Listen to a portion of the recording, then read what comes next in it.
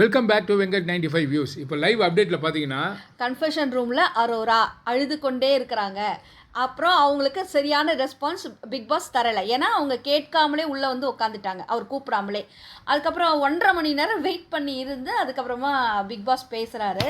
பேசுனதையும் இவங்க உடனே drama start பண்ணுறாங்க. உடனே அவர் ஒரே கேள்வி தாங்க கேட்டார், வெளியில் போகணுன்னு ஒன்று சொன்னீங்க இல்லையா, நீங்கள் என்ன சொல்கிறீங்க, எஸ் ஆர் நோ அது மட்டும் சொல்லுங்கள் அப்படின்றாரு. உடனே இவளுக்கு தெரிஞ்சிடும்ல, ஏற்கனவே ஒருத்தி உள்ளே வந்துட்டு வெளியில் போனோன்னது கதவை ரைட்டில் ஒரு கதவு இருக்கா திறந்துட்டு வெளில போமான்னு சொல்லிட்டார் இல்லையா, அப்படி இவளை சொல்லிடுவாருன்னு அவளுக்கு தெரியும். ஒரு சீன் ஒன்று வெளியிலே க்ரியேட் போட்டுட்டு உள்ளே வந்தா. பிக் பாஸ்கிட்டே ஒரு சீனை க்ரியேட் பண்ணாங்க, உனக்கெல்லாம் பிக் பாஸ் அப்போ அவர். உடனே அவர் என்ன சொன்னார், எஸ்ஆர் நோ, வெளில போனோன்னா வெளில போ அப்படின்ற மாதிரி சொல்லிட்டாரு. உடனே இவங்க, இல்லை பிக் பாஸ் நான் இருக்கேன், நான் விளையாடுறேன், ஆனால் எனக்கு இப்படி கஷ்டமாக இருக்குது, துஷாரை பற்றி பேசினா எனக்கு கஷ்டமாக இருக்குது, ஹர்ட் ஆகிடுறேன், அவர் போனதுக்கு நான் தான் காரணம்லாம் சொல்கிறாங்க. நீ அது உன்னோட கேம்மா, துஷார் போனதுக்கு யார் காரணம் அப்படின்றதெல்லாம் புரிய வச்சா துஷார் பண்ணதுக்கு துஷார் தான் காரணம். ஏன்னா அவர் கேமை வந்து சொல்ல முடியாதுல்ல, நீ வெளியில் போய் பார்க்கும்போது உங்களோட கேம் என்ன தெரியுன்ற மாதிரி இருந்தது. லாஸ்ட்டில் பேசிட்டு இந்த அம்மா வெளியில் வந்துட்டாங்க. வெளியில் வந்துட்டு கம்ருதீன் கிட்ட ஒரு கான்வர்சேஷன் வைக்கிறாங்க. கான்வர்சேஷன்னா நான் அவள் இல்லை அப்படின்ற மாதிரி ஒரு கான்வர்சேஷன். அது வந்து எனக்கு பிக் பாஸ் வந்து புரிய வச்சாரு, அவர் வந்து என்ன கன்வின்ஸ் பண்ணார், நான் கேட்காம போயிட்டேன் உள்ளே, அதனால் உட்காந்துட்டு இருந்தேன். துஷார் போனதுக்கு இனிமேல் யாராவது பேசுனீங்கன்னா நான் பேசுவேன், துஷார் போனதுக்கு நான் காரணம் இல்லை அப்படின்றத சொல்கிறாங்க அவங்க. அப்போ இவங்க காரணம் இல்லைன்னு வெளில போய் பார்த்தா தானே தெரியும், இவங்க தான் முழு முதற் காரணம், இவங்க தான் அப்படின்றது வெளில போனால் தெரியும்.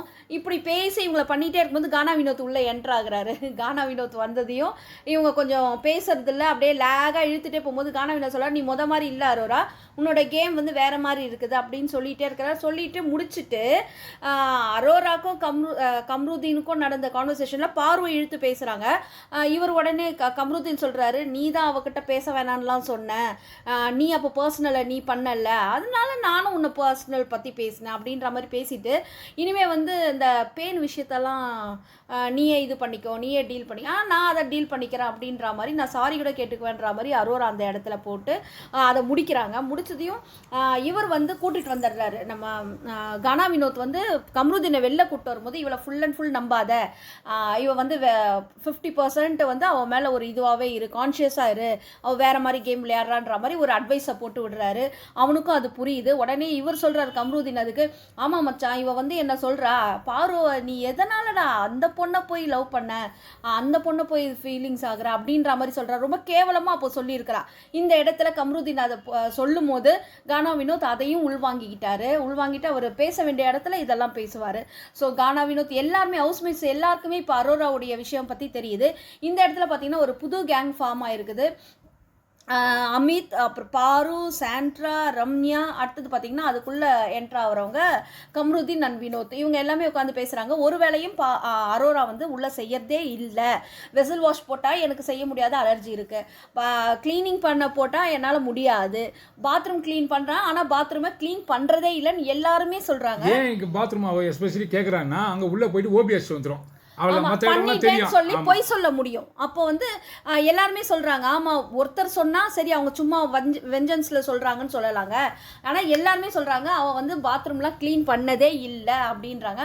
அப்போ எதுவுமே வேலை செய்யாம இருக்கிறா அப்படின்றத இந்த இடத்துல எல்லாருமே பதிவு பண்ணிடுறாங்க. அதே மாதிரி வந்து கமருதீன் சொல்றாப்புல, இல்லை என்னை வச்சு தான் உனக்கே கேம்மா, நான் ஒன்று இல்லைன்னா நீ ஒன்றுமே பண்ண முடியாது, என்ன ட்ரிகர் பண்ணி அதை சொல்கிறா, நான் உன்னை ட்ரிகர் பண்ணி நீயே ட்ரிகர் ஆகிடுவேன்னு, நான் ட்ரிகர் ஆனாலும் நான் பார்த்துக்கிறேன், உன் கேமை நீ விளையாடுன்னு. இப்போ கமருதீன் கொஞ்சம் அலர்ட் ஆயாச்சு. இதுதான் உண்மை. இந்த விஷயத்த கம்ருதீன் புரிஞ்சுக்கிட்டான்ல, இனிமே அவன் வந்து வாய்ப்பு கொடுக்க கூடாது. இதே தான் நம்ம பாருக்கு சொன்னோம். விக்ரம் பேசுறாருன்னா, பாரு நீங்க ஸ்பேஸ் கொடுக்காதீங்க, அதனால தான் விக்ரம் வெளில தேடுறாரு. பாருவால தான் ஒவ்வொருத்தருமே தெரியுறாங்க அந்த இடத்துல. கம்ருதீன் இந்த இடத்துல சொல்றது, கம்ருதீன் வந்து அரோராக்கு ஸ்பேஸ் கொடுக்குறாரு, அதை பாருவா அந்த இடத்துல சொல்றாங்க, நீ கொடுக்கறது தான்டா, இதை நீ புரிஞ்சுக்கிட்டல போதும் அப்படின்னு. இனிமே அரோரா ஆட்டம் எப்படி இருக்கு, நல்லா இருக்குமா இல்லை கேவலமா இருக்குமான்றதை நம்ம பொறுத்து இன்னும் முகத்திரைகள் விலகும் அப்படின்றத நம்ம சொல்றோம். அடுத்தது பாத்தீங்கன்னா இங்க விக்ரமும் வியானாவும் பண்ற சேட்டை ரொம்ப தாளல.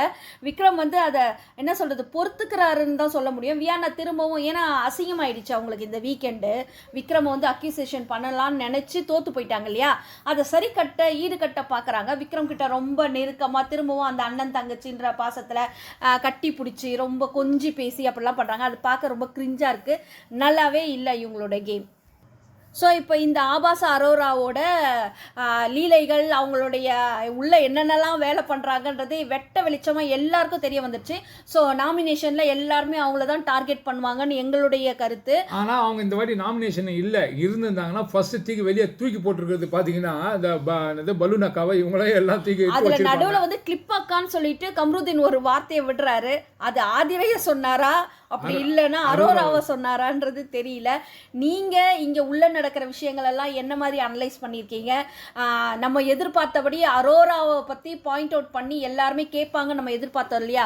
இதை எல்லாருமே உள்ளே கேட்க ஆரம்பிச்சிட்டாங்க. இதை நீங்கள் எந்த அளவுக்கு வந்து இந்த கருத்துக்களோட உடன்படுறீங்கன்றத நீங்கள் கமெண்ட் செக்ஷனில் போடுங்க. எங்களுக்கு உதவியாக இருக்கும் ரிவ்யூ பண்ண. ஆக மொத்த மக்களே இந்த வீடியோ உங்களுக்கு கண்டிப்பாக பிடிச்சிருக்குன்னு நினைக்கிறேன். பிடிச்சிருந்தா லைக் பண்ணுங்கள், கமெண்ட் பண்ணுங்கள், ஷேர் பண்ணுங்கள், சப்ஸ்கிரைப் பண்ணுங்கள். தேங்க்யூ.